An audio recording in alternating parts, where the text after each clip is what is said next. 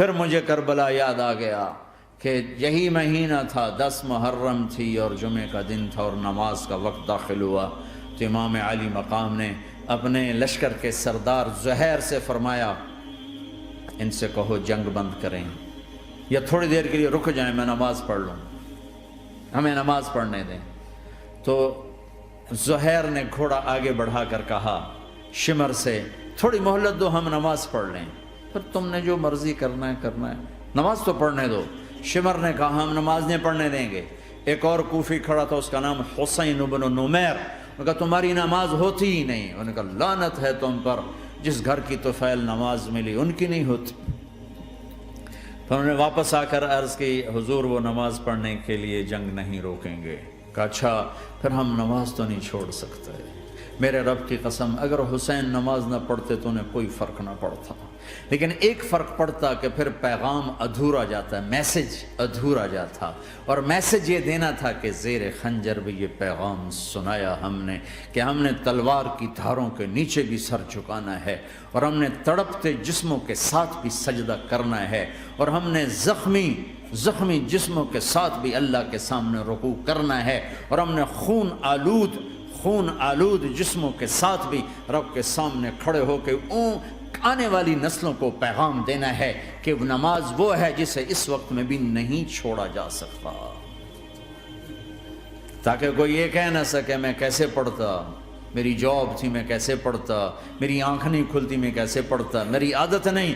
اللہ کی قسم یہ جنتی نہیں تھے، جنت کے سردار تھے، صرف جنتی نہیں تھے، جنت کے سردار تھے، صرف جنتی نہیں جنت کے سردار۔ اور یہ سرداری کب ملی؟ محنت کے بعد نہیں، پہلے ہی ابھی ماں کا دودھ نہیں چھوٹا تھا کہ میرے نبی نے فرمایا حسن حسین جنت کے نوجوانوں کے سردار ہیں، اور ایسا پیار تھا کہ دونوں کو عرب سردار بچہ اٹھانا اپنی ذلت سمجھتے تھے، بچے نہیں اٹھاتے تھے، سب کے سامنے پیار نہیں کرتے تھے، لیکن آپ حسن حسین کو یہاں اٹھاتے، پھر یہاں ہی نہیں اٹھاتے تھے، یہاں کندھوں پہ بٹھاتے، یہاں۔ اور ایک عرب بدو حیران ہو کے دیکھ لیں یا رسول اللہ یہ آپ کیا کر رہے ہیں؟ مثلا یہ کتنی عیب کی بات ہے کہ آپ جیسا سردار اور یہاں بچوں کو بٹھایا ہوا ہے۔ کہنے لگا آپ ان سے بہت پیار کرتے ہیں؟ کہا ہاں میں ان سے بہت پیار کرتا ہوں، اور صرف میں نہیں کرتا، اللہ بھی ان سے پیار کرتا ہے۔ اور بتاؤں جو ان سے پیار کریں گے اللہ ان سے بھی پیار کرے گا، جو ان سے محبت کریں گے اللہ ان سے بھی محبت کرے گا، اللہ بھی ان سے محبت کرے۔ پھر ہم نے دعا مانگی یا اللہ جو ان سے پیار کرے تو ان سے پیار کر، جو ان سے بغض رکھے تو ان سے بغض رکھ۔ حضرت حسن سر سے لے کر کمر تک اللہ کے نبی کی 100% کاپی تھی، چہرہ یہ آدھا حصہ اوپر والا نبی کے مشابہ، یہاں سے نیچے پاؤں تک علی کے مشابہ، باپ کے مشابہ۔ حسین اس کا الٹ، سر سے لے کر کمر تک علی کے مشابہ، کمر سے لے کر پاؤں تک اللہ کے نبی کے مشابہ۔ اس مشابہت پر ہمارے نبی کہا کرتے تھے حسن میرا بیٹا ہے، حسین علی کا بیٹا ہے۔ ہائے ہائے کیا کیا لاڈ لڈائے اور کیا لوگوں نے کر دیا ان کے ساتھ۔ نماز جیسے عظیم عمل میں، نماز جیسے آپ رکوع میں ہوتے تو حسن آ کر نہ پاؤں میں گھس جاتے تھے، یہاں سے نکلتے ادھر، یہاں سے نکلتے یوں۔ سجدے میں جاتے تو کمر پہ بیٹھ جاتے تھے، فرض نماز کا سجدہ۔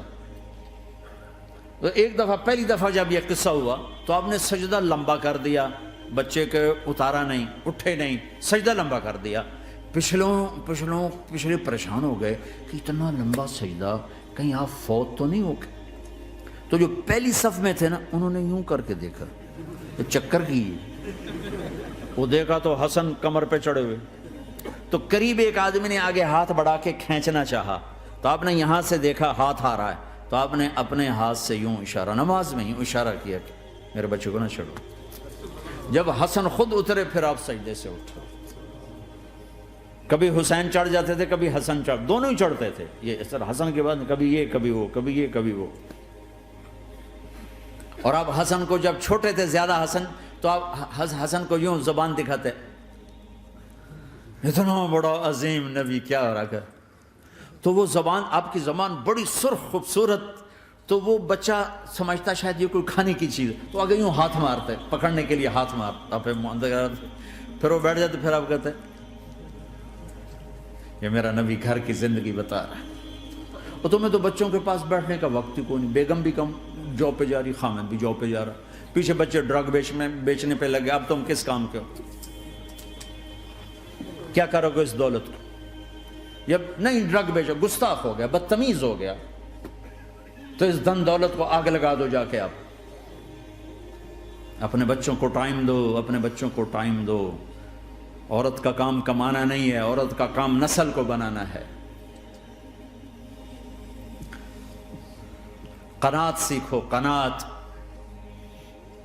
تو آسانی سے مینج ہو جائے گا، قناعت نہیں تو پھر تو دنیا کے بادشاہ کی بھی ہوس پوری نہیں ہو سکتی۔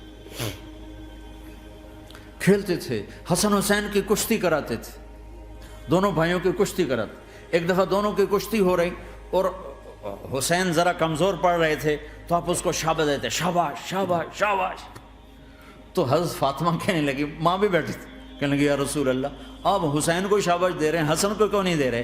تو آپ نے کہا یہ جبریل میرے پاس کھڑا ہوا ہے، یہ بھی حسین کو شاباش دے رہا ہے، تو میں بھی حسین کو شاباش دے رہا ہوں۔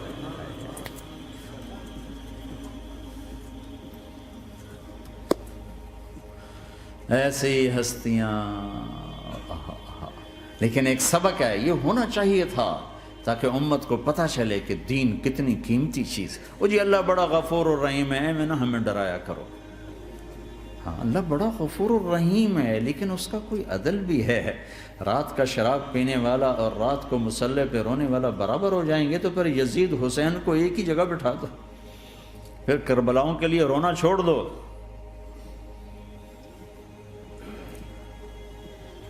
رات کو ناچنے والی، رات کو رونے والی برابر ہو جائیں گے، سود کھانے والا، حلال کھانے والا برابر ہو جائیں گے، شراب بیچنے والا اور مزدوری کرنے والا برابر ہو جائیں گے، جھوٹ بولنے والا، سچ بولنے والا برابر ہو جائیں گے۔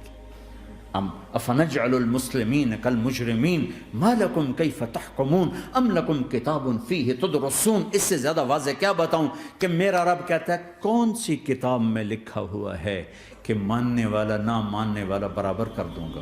کون سی کتاب میں؟ اللہ کو یہ کہنا پڑ رہا ہے ام لکم کتاب فیہ تدرسون، کس کتاب میں یہ لکھا ہوا ہے؟ ام نجعل المتقین کالفجار، کہ ایک بدماش اور ایک فرمانبردار کو برابر کر دوں؟ کہاں لکھا ہوا ہے؟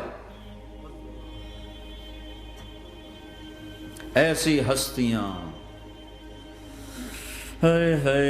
جنگ سے پہلے اونگ آ گئی، آنکھ کھلی تو ہنسنے لگے۔ بہن نے پوچھا یہ تو ہنسنے کا موقع نہیں، کیوں ہنسے ہو؟ زینب کہا بہن اللہ کے نبی خواب میں آئے، فرما رہے ہیں بیٹا میں لینے آ چکا ہوں، تو اب نہ پڑھے نماز، اب کیا مسئلہ ہے؟ جنت کے لیے تو کرنا ہے سب، یہ جنت کے لیے تو کر رہے، اللہ کے لیے تو کر رہے کہ سر دادن و جان دادن نہ آئے از لذت دیدارش، خسرو چتواں گفتن سر دادن و جان دادن نہ دیدار خیارے۔ اس اللہ کے لیے تو سر کٹا رہے ہیں، تو وہ تو راضی ہو چکا ہے، نبی آ چکا ہے، آؤ بیٹا میں لینے آ چکا ہوں، تو اب نہ پڑھیں نماز؟ نہیں نہیں، برمنگم والوں کو کون بتائے گا کہ نماز کیسی چیز ہے؟ انہوں نے کہا جی وہ نہیں جنگ رو کرے گا، پھر چلو نماز پڑھو، نماز تو نہیں چھوڑی جا سکتی۔ آدھوں کو روک دیا تم جنگ کرو، آدھوں سے کہا تم نماز پڑھو، آدھوں نے نماز پڑھی، آدھوں نے جنگ کی۔ پھر جنہوں نے نماز پڑھی انہوں نے کہا تم آگے بڑھ جاؤ، ان سے کہا تم جا کے پیچھے اللہ کے بارگاہ میں سجدہ کرو۔ 1400 سال کی تاریخ میں ایسے نمازی میری نظروں سے نہیں گزرے، پر ایسی نماز نہیں پڑھی گئی نبی کے زمانے کے بعد۔ آپ نے بھی صلاۃ خوف ایک پڑھی تھی، نبی تو نبی ہوتا ہے، اور کیا ان کا حال تھا، خون و خون، اپنے خون سے وضو کیے یا کربلا کی مٹی سے تیمم کیے؟ جب سجدوں میں سر رکھ کے سبحان ربی الاعلی کہا ہوگا تو دھرتی میں کیا ہلچل مچی ہوگی۔ نماز نہ چھوڑا، نماز نہ چھوڑنا، کوئی عورت نہ کوئی مرد، نماز نہ چھوٹے۔